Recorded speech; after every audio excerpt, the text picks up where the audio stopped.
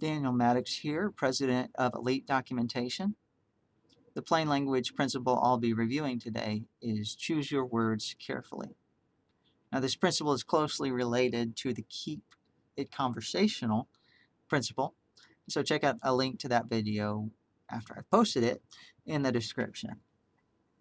Now, the first part of this principle is use simple words and sentence structure, or I could say use words and sentences that are as simple as possible. Sometimes we have to communicate complex content, but what we need to do is avoid adding in unnecessary complexity. In our trainings that we do, we provide a lot of tools and some tips on diagnosing whether or not your writing is unnecessarily complex. In addition, you want to be creative in how you solve communication problems, but not necessarily in your word choices. We want to be very disciplined and focused about the words that we use so that we can be consistent, so that our audience knows what we mean. Now, a lot of the initial improvements that came about in the field of technical communication came to be as a result of warfare. And that's the place where technical communication that pertains to getting things done and accomplishing objectives, is most critical. The field of technical communication really started to grow after World War II, a time in which access to information and ways in which to communicate that information expanded exponentially. I had the honor of interviewing Don Cunningham, who served in the Navy a long ways back.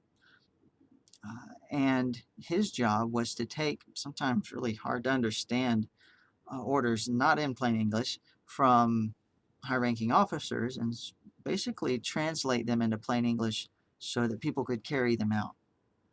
And I'll put a link to that interview in the description. Just let me know if you have any issues accessing it.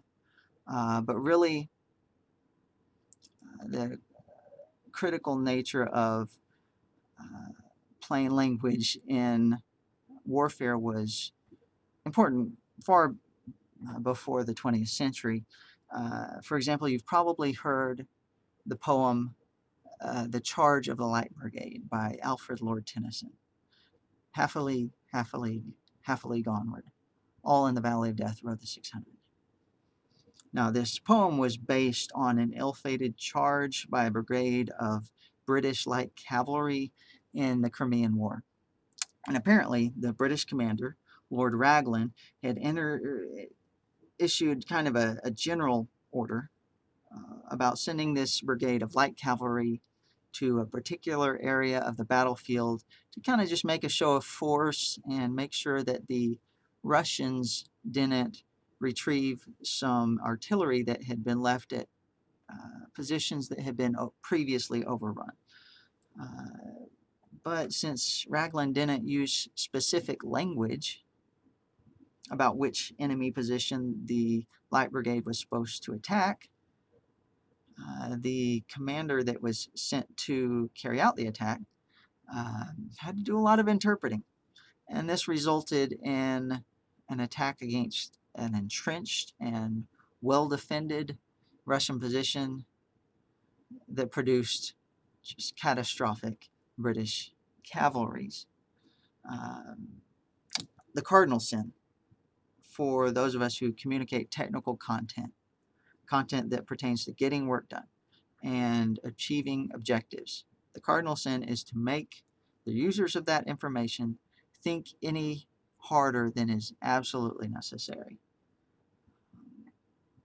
We have to eliminate dangerous, potentially destructive choices by using language that is carefully chosen.